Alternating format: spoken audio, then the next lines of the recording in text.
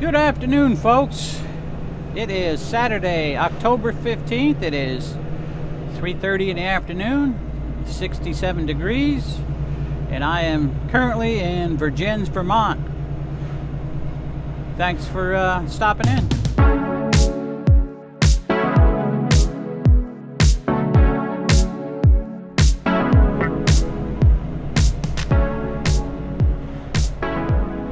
Alright, well, I'm going to try to show you the full trip down 22A here from Virgins down to US 4. It's about 39 miles.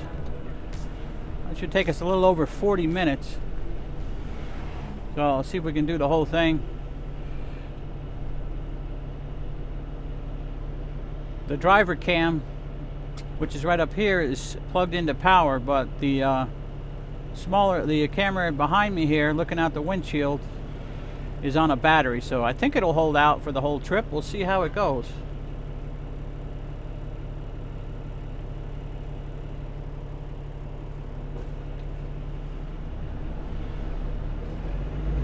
But it's a gorgeous afternoon here in Vermont. Still got a lot of people out looking at the leaves. Well, it's been a little bit busy coming over here. I made my delivery into Waterbury as usual, and I'm on my way home. So, usual routine.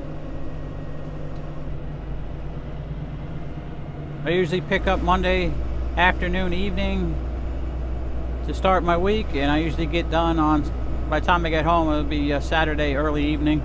Should be home a little after 7. Anyway, had a good week this week. Ran 5 loads in a row with no trouble, which is good because it's been a while since I did 5 in a row, 5 deliveries in a row on my run. Hopefully the schedule is kind of getting back to a normal flow, but we'll see how that goes.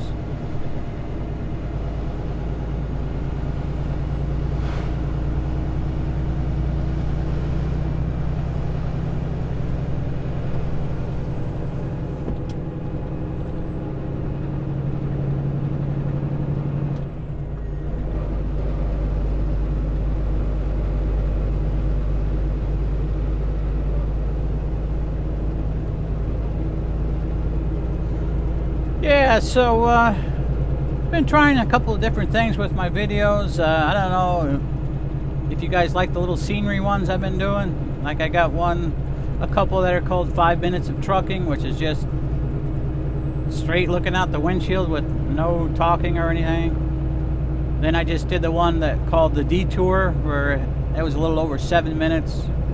What do you think about those? Do you think I should keep doing those or not? Leave your comment down below, let me know. Also looking for other ideas of what I can do, what you guys like to see. If you got any questions for me, leave them in the comments down below and I'll try to answer stuff in a video. Gets harder and harder to make videos when you do the same thing every day.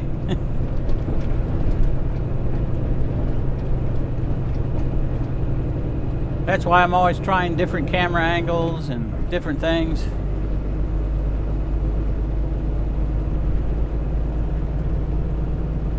But if you have any ideas for me, let me know for sure. I'd appreciate it.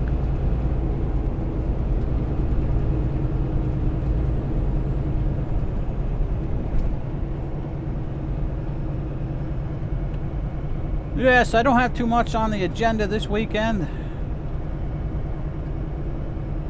Probably get home and probably go try to do some food shopping with Melissa. Get that done tonight. This way I got my Sunday to do whatever.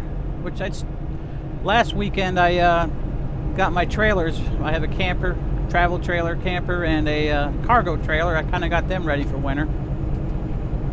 Cover the tires and make sure all the freezables are out of the camper, and I bought some new blocks from Home Depot and put the tongue down on blocks, cement blocks rather than wood, because my wood was getting so old that it was just starting to crush down through it.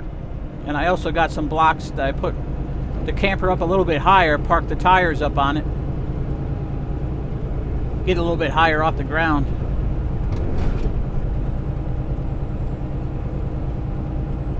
And then pretty much my cargo trailer, which I use for my model airplanes, I got it pretty much set for the winter. I still need to take a few planes out of them and get them in the house into storage. I definitely got to get all the planes that are made out of balsa and hardwood, stuff like that, in the house, because the constant heating and cooling and the dampness can change some of the aerodynamics on the plane. It could warp a wing or something like that, so they got to go in the house. And then I do have some foam planes that are made out of foam, and that wouldn't really matter as much. I don't mind leaving them in the trailer because it doesn't really hurt them. Maybe over the long run it might hurt some of the electronics in them, but just don't have enough space in the house. Pretty much limited to a small area in my storage room at home to keep my planes in. So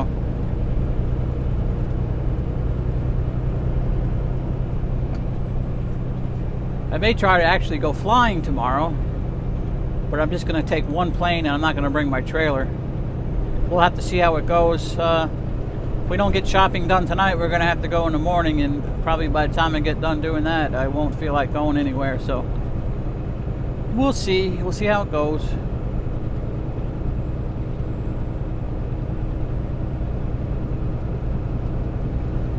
I don't know if you can see it, but coming up ahead, there's these two silos in this farm on the left. And the top roof of the one silo that's on the right, if you can even see it, it's like hanging halfway off it. Like it got damaged in a windstorm or something. And it's been like that for years, though. Just sitting there, hanging there like that.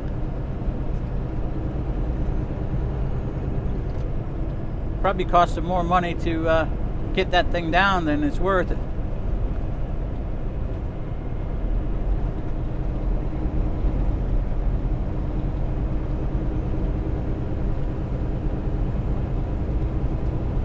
Yeah, but this 22A here, this is all dairy farms. Lots and lots of dairy farms. And I mean really small little towns. Oh, got us a tractor on the side of the road. Oh, he lost his hat.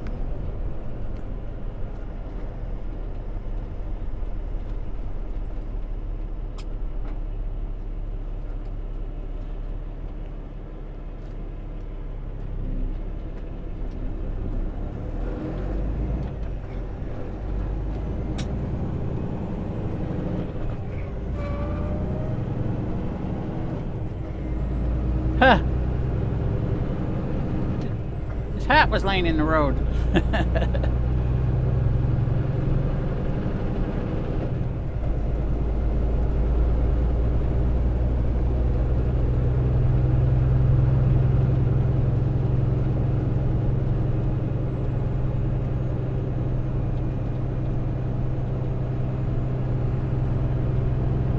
Yeah, it's all small towns through here, dairy farms. Little bit of corn here and there, animal corn anyway.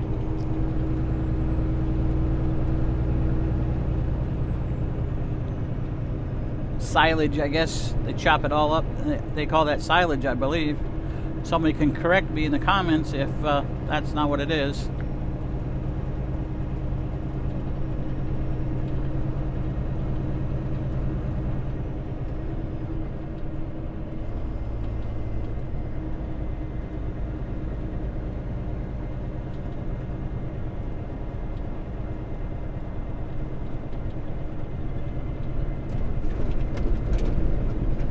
$34 more miles to go to US 4.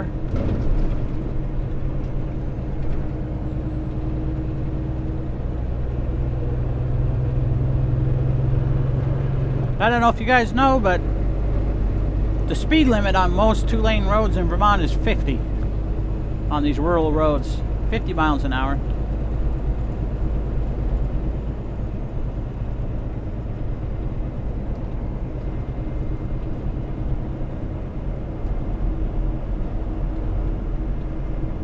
which I think some of the roads they could probably put them up to 55. Like right here, this road is a decent road. It does get kind of narrow down further, but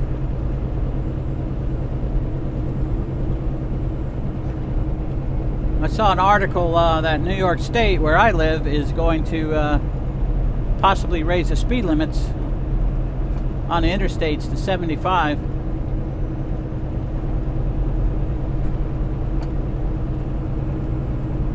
Which is fine. I mean, they let you drive 75 now on the thruway and stuff. I mean, I set my cruise to 65 and I'm pretty much in the way of everybody. The cars anyway. You know, they're flying by me at 75, 80. I actually have a pretty good friend that's a state trooper, and he says he don't, unless you're going 80 or higher, he don't even really look at you. So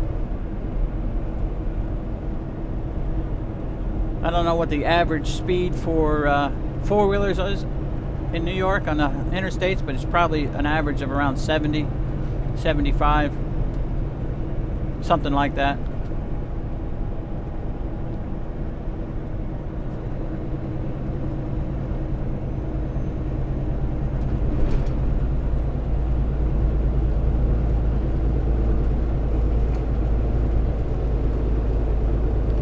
Something else I was reading about, there is some legislation in Washington that's very similar to the AB 5 law that happened in California,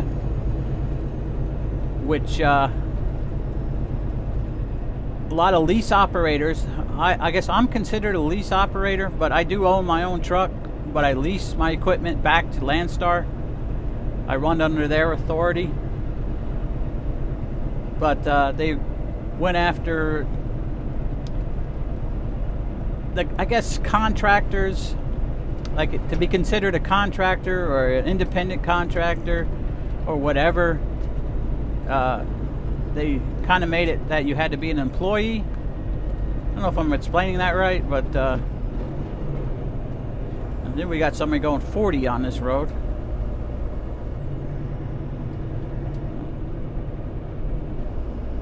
Okay, they're turning, that's why. Very nice.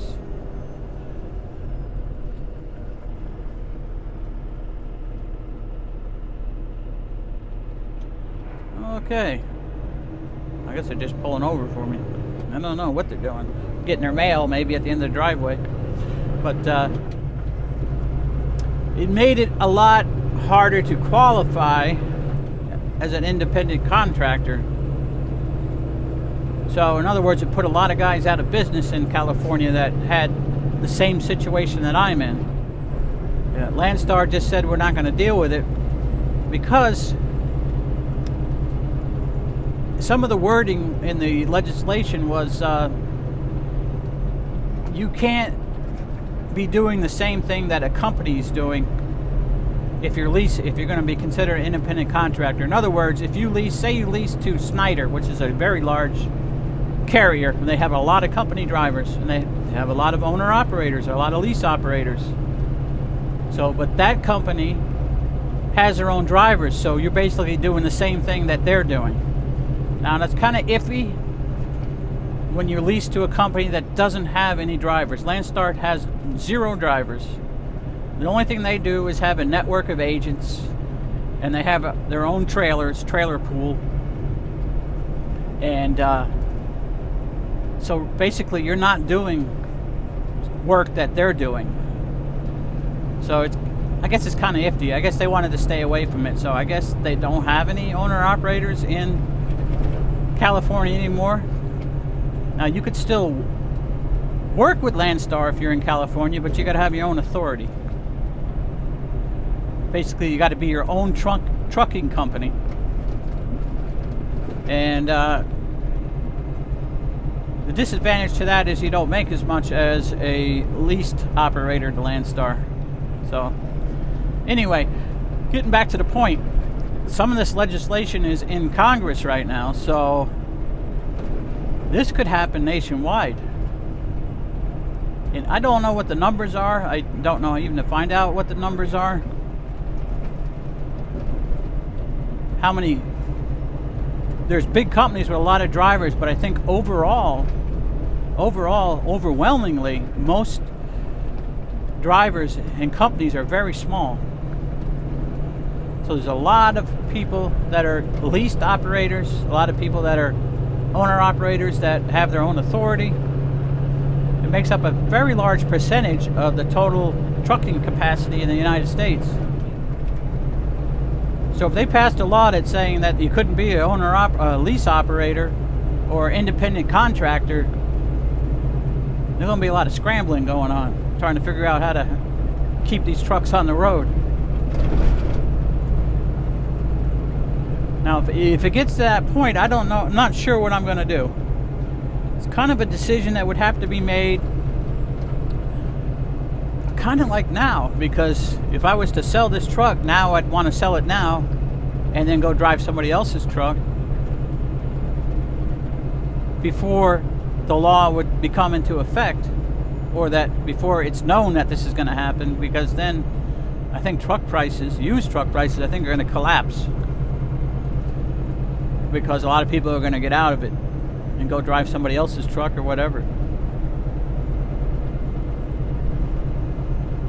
If I was a younger man, which I'm 61, guys, I don't know if you knew that, I'm 61 years old. If I was a younger man, I might consider doing my own authority, you know, having my own company, and then I could book loads from wherever, whoever. But I don't know if I want to do that.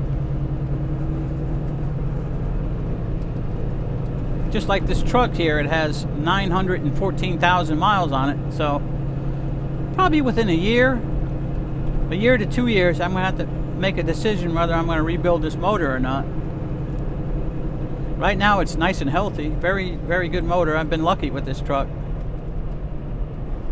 Very little oil consumption, very little blow-by, which is amazing for this Cummins with that many miles on it, because a lot of them are already toast by now.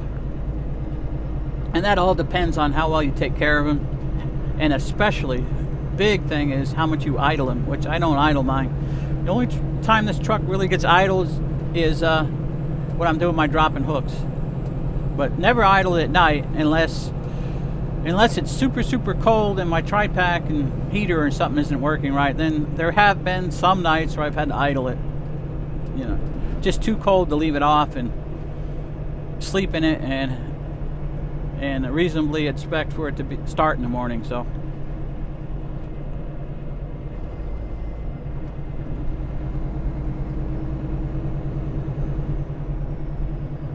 well, we got 27 miles now to go to US 4.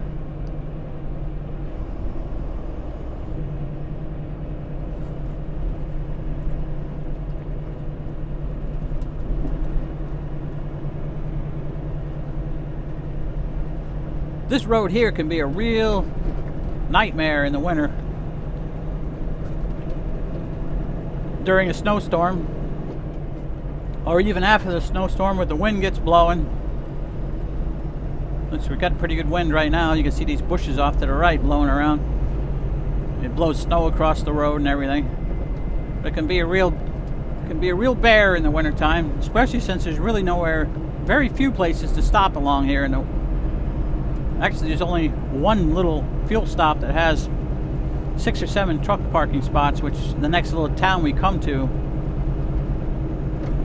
is there. So it's about like halfway, something like that. But especially when it's snowy, that place you can't get in it because it's full of trucks.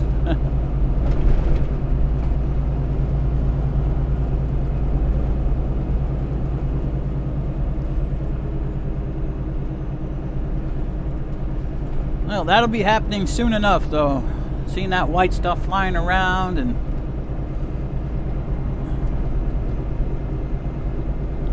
having to take it easy, even having to shut down sometimes because of the snow. So one thing I can say about this run that I do, the shipper and the receiver are both very good about weather and stuff. You know, they tell you, get it there as reasonably and as safe as you can do it. You know, if the weather's bad, shut down. That's basically their attitude, which is a good attitude to have.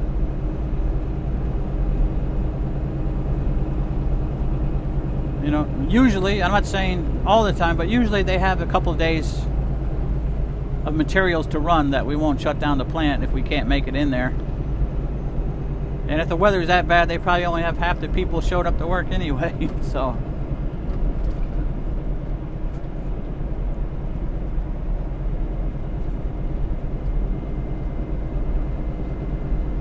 I try to plan in the wintertime. I try to plan all my trips. I watch the weather closely. And it's easier because I'm doing the same thing all the time, so I know all the different spots I can stop at and how crowded they'll be, and should I stop before I actually get into the heart of the storm, stuff like that. I always have food to eat in the truck. I keep plenty of water, and I got a whole drawer full of canned soups and stuff like that that I keep on stock just in case.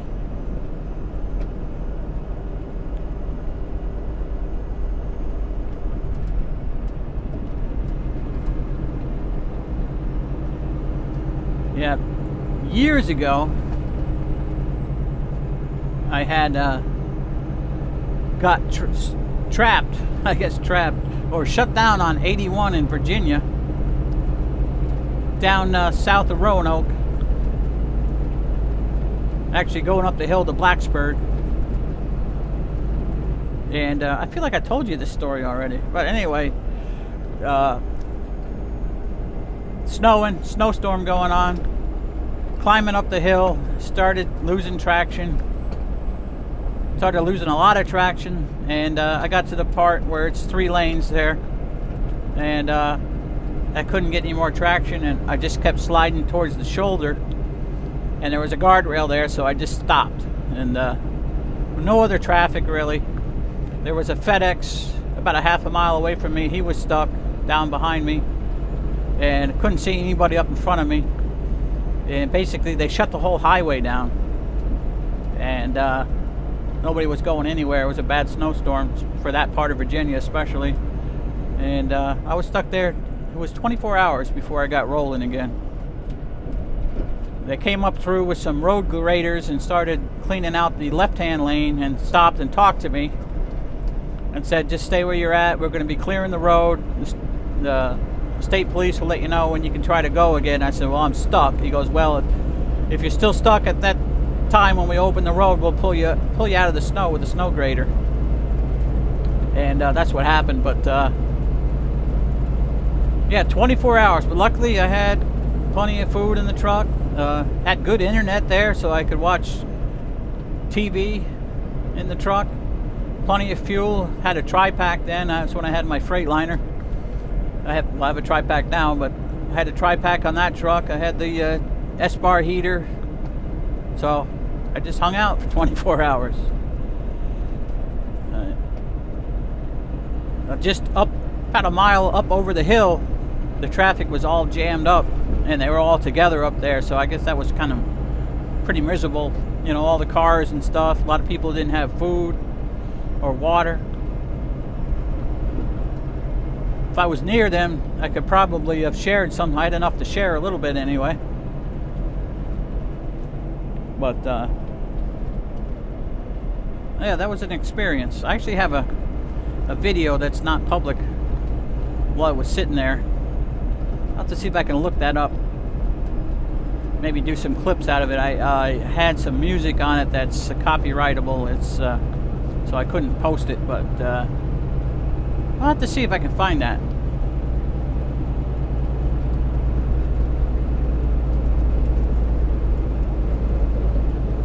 See what year it was. That was a long time ago.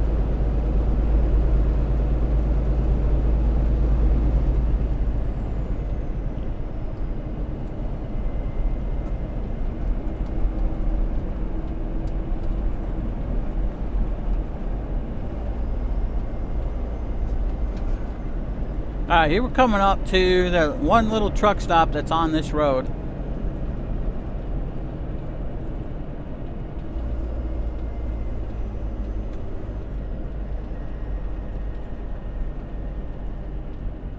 Be on the left here. It's a Maple Fields Mobile gas station. They got diesel pumps off on the side there. Looks like they got for about 7 trucks there right on the left. 7 spots or something like that. This is Shoreham, Vermont. Got your usual Dollar General. Every small town in the Northeast now has a Dollar General, it seems like.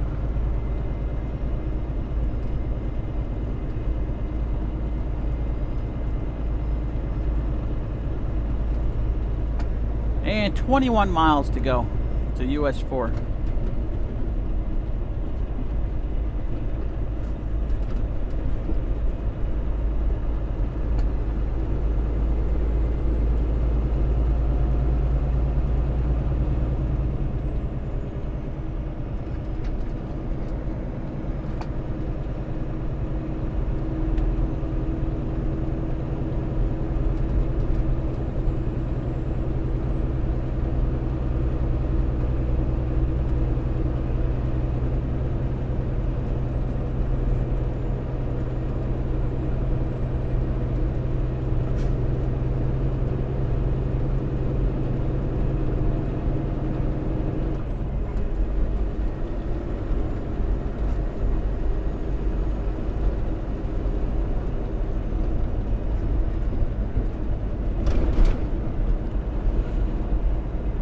Gorgeous, beautiful view out my office window here.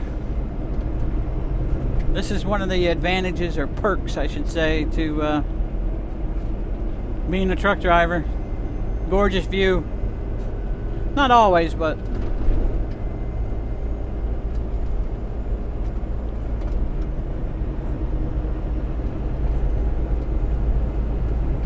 alright, so let's name off some things I like about being a truck driver. Number 1, I like that I got nobody breathing down my neck all the time. Number 2, I work at my own pace. If my own pace isn't good enough, I guess I won't get the loads. So apparently it's been good enough. I've been doing this run now for pretty steady now for about almost 3 years, I think. Something like that.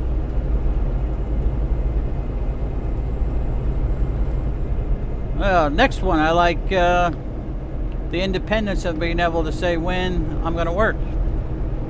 Now maybe I lost a little bit of that flexibility doing this run, but the agent I work with, she is fantastic, and as long as I let her know ahead of time, I can take off as much time as I want. She'll get my loads covered, and I mean, to a reasonable extent. I mean, if I'm taking off, if I'm only working 1 day a week, she'll probably find somebody else. But and that goes both ways, you know. You need to help out the agent once in a while too. You know, they need something extra out of you. Hey, I got nobody to do this run. Can you think you got enough hours to do this? Yeah, do what you can. That keeps a good relationship with your agent. Landstar, we call them agents. We don't call them brokers. They are brokers, but they only work for Landstar.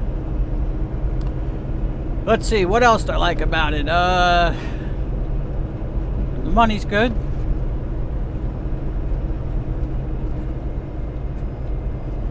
I like the view, for sure. What don't I like about it? I don't like being away from home anymore. When I was a young guy, I used to go out and stay out for months at a time. Those were different days, though. That was back in the late 80s, 90s. You know, I pretty much was all over the place. I actually used to go to California a lot back in those days. But now I don't, I like to be home as much as I can. So I don't like being away from home. I don't like dealing with the bad weather. It's just a lot harder job to do when it's cold and snowy and all that.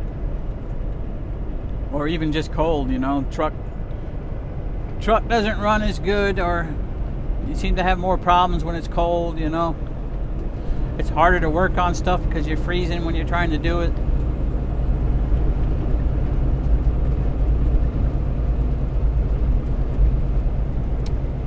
Another thing I don't like is which I've already told you in the past. I don't like driving with morning traffic. People going to work, I think, are the worst people, most impatient, because they wait until the very last minute. So they have no extra time whatsoever, so they got to get to work under any cost. They drive like fools, probably more than normal, you know. So I don't like that. Don't like the over-regulation of the industry. I think if people were responsible, we wouldn't need all these laws saying you can only drive this, you can only drive that. And you know, talking about the electronic logs, I think that they force you to drive when you're tired. I think they're more dangerous than paper logs. Of course, with paper logs, you're going to get the dummies that don't follow the law and really just, you know, they go off the reservation, in other words. Drive way over their hours and all that and just fix it on the paper. That's why we got electronic logs now. I think somebody that's responsible and knows their limitations wouldn't even need a logbook. Stop when you're tired and sleepy.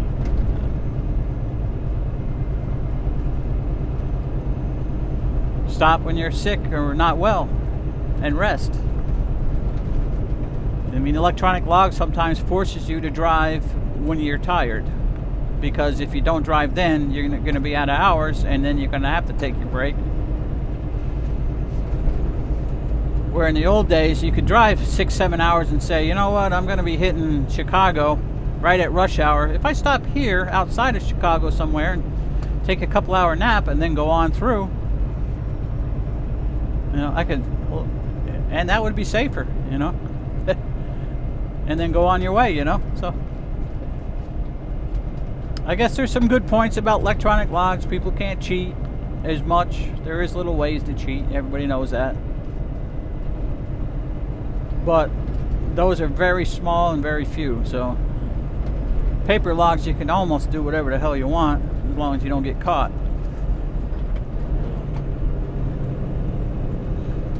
So I don't like that part, the regulation. Especially now they're talking about speed limiters, which I'm no speed demon, so I mean it wouldn't really affect me much, but I think having trucks all going the same speed is not a good idea. Especially when there'll be a little bit of variations in the speed, you know, it's just by tire size, or if you have new tires or old tires, or the computer ain't quite accurate. So you're going to have a guy that can go half a mile an hour faster than another guy. Is it going to take him 5 miles to pass him on the highway? Oh, I can keep going. I think I'll pass him.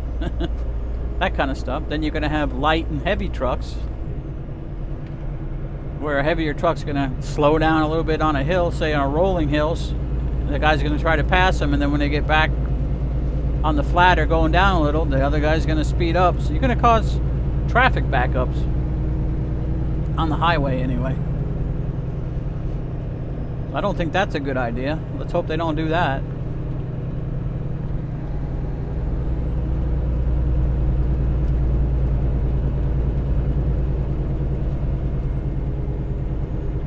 What else don't I like? I don't like that there's not enough truck parking.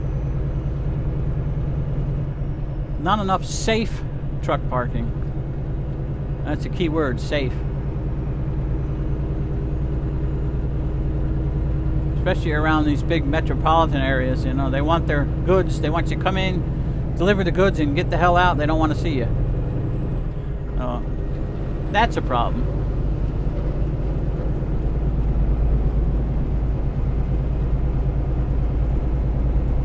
Well, we got 13 miles to US 4. Hopefully that back camera there is going to hold out. I haven't heard it turn off yet, so.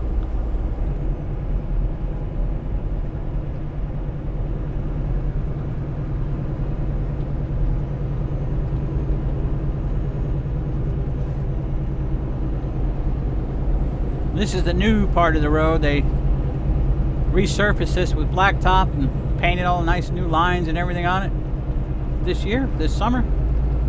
So the next 13 miles is all new road.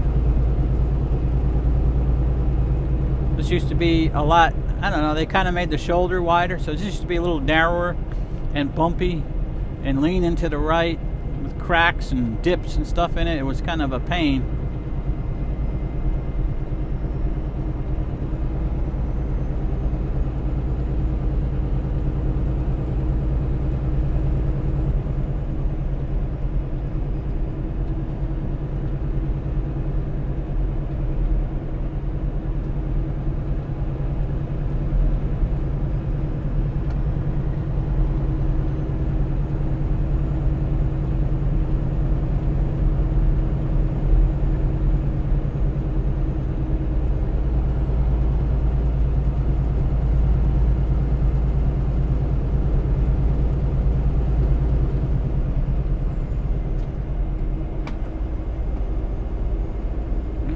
Somebody went off the road there.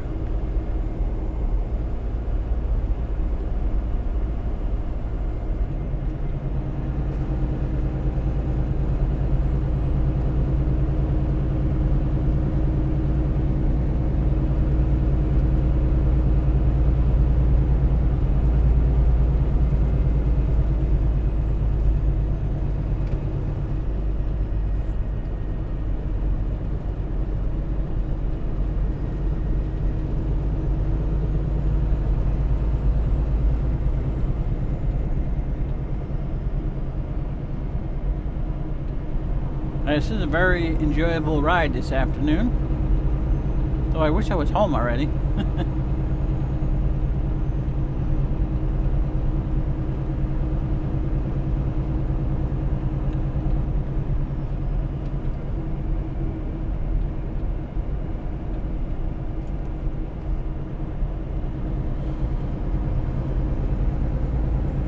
Looks like my GPS up here is saying I'm going to be home at 7-11. I know Melissa, she wants to go to Aldi's. I think they close at 8 o'clock tonight.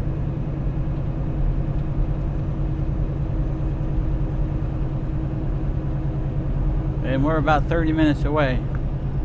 That'd be kind of tight. That might work out though, because I need to drop my pickup truck off at the dealer. I've got to get it serviced. I got to get my brakes looked at because I got a little bit of shimmy in it, and doing a couple other things. It's gonna get a couple of recalls done on it, and inspection, New York State inspection. So I need to drop that off. So maybe if she heads down to Aldi's about 6:45, I can get home, jump in my truck, go down to the dealer. By then she'll be done in Aldi. She can come pick me up, and then we can go over to Walmart or BJ's or wherever else we need to go. Hey, sounds like a good plan. Will it work out that way? I don't know. Stay tuned.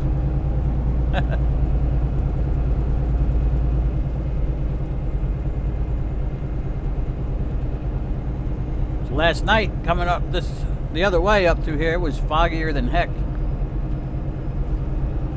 On and off.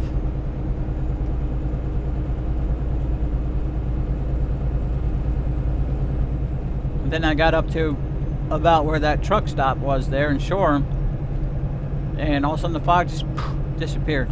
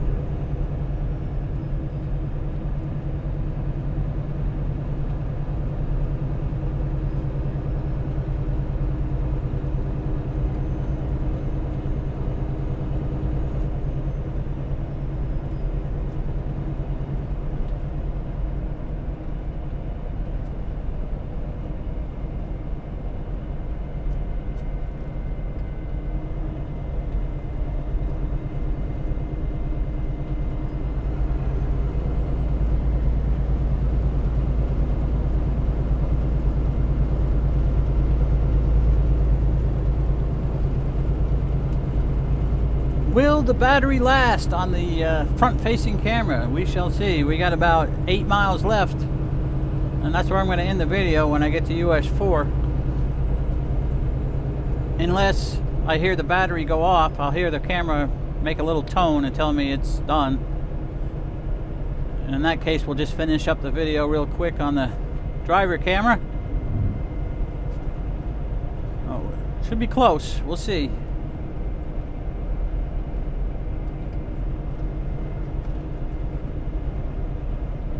Barbecue open on the right. Nowhere for a truck to park. Then over here on the left, they're probably not going to be able to see this one. There's a taco truck. I think they're closed for the season though. West Coast Tacos. You see the sign there in the corner. Nowhere for a truck to park though. I think they're missing an opportunity because a lot of trucks use this road. Not so much today being Saturday, but this is a very heavily traveled truck route.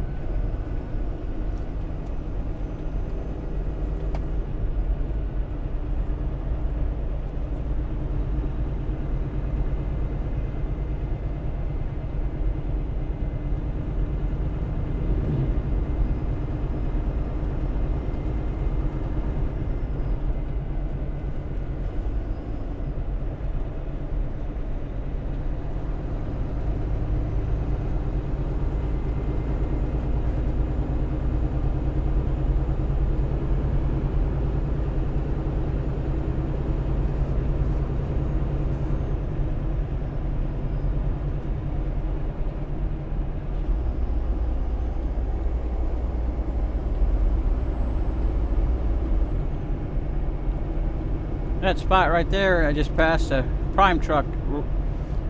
Went off the side of the road, I guess, and rolled over. Don't know the story, you know, somebody could have came across the center line at him or something. The road's nice and straight there. Never found out if it was a load of ice cream or not. A lot of the prime trucks are hauling ice cream out of Vermont. A lot of ice cream. So it could have been, very well could have been.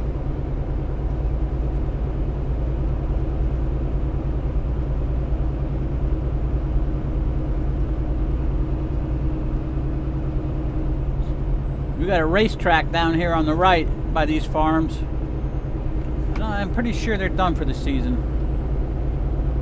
We'll see. Usually it'd be pretty busy right now. I haven't seen any people pulling car trailers or anything, so they're probably done for the season.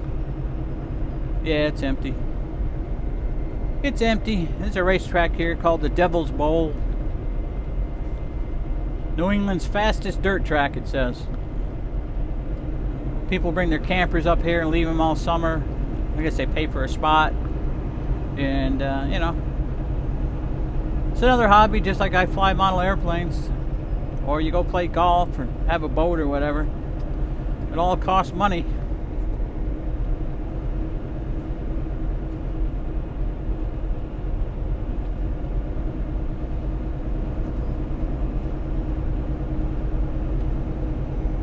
We got 4.2 miles to US 4.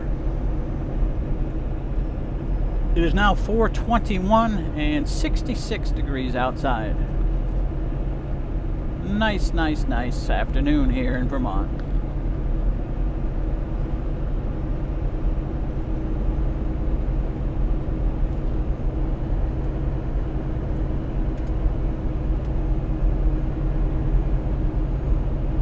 Here's a weeping willow tree. They seem to be the last ones to let their leaves go.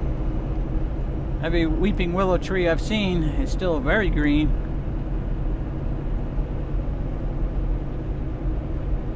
But they seem to turn quick and then dump everything at once.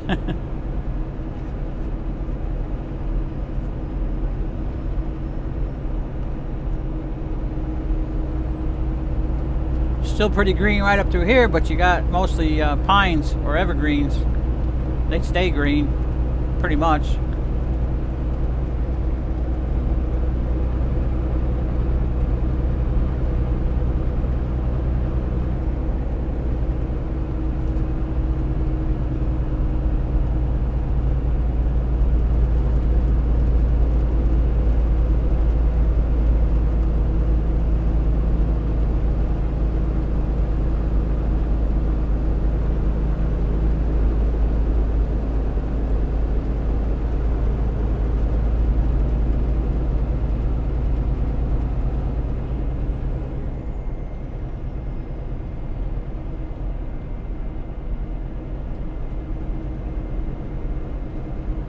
Corn maze off to the right. I guess it's the corn maze, pumpkin patches, haunted houses, time of season. Halloween coming up here in just about 2 weeks now. Halloween is on a Monday this year. So 2 weeks from this coming Monday. No, 1 week from this coming Monday. Wow, where'd this month go?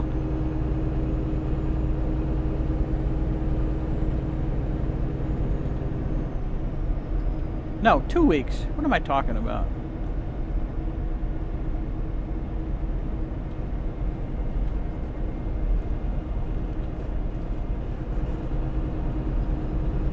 Sometimes my brain don't think right. You ever get that? It's like, hey Mo, I'm trying to think, but nothing's happening. If you know what that was, then you're older like me.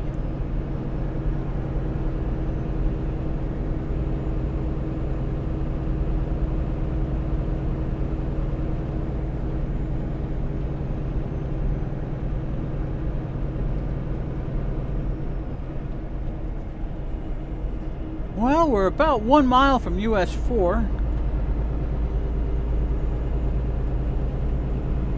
I hope you've enjoyed this ride down 22A in Vermont. It's a most pleasant afternoon for sure. Nice weather, nice colors.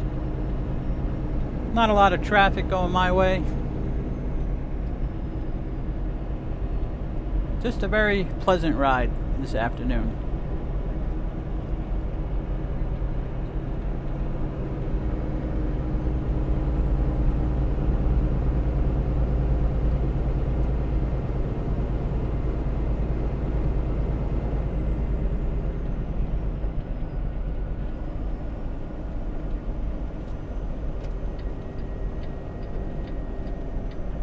Junction, US 4, Whitehall, New York, 9 miles.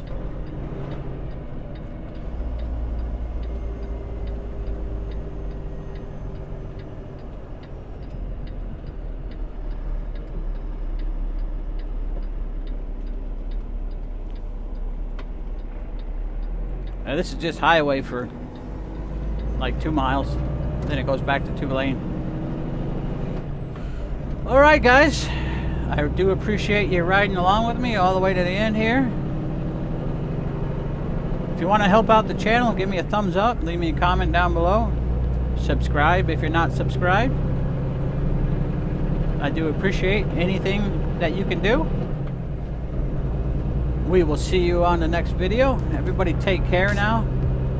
Be well. Talk to you soon.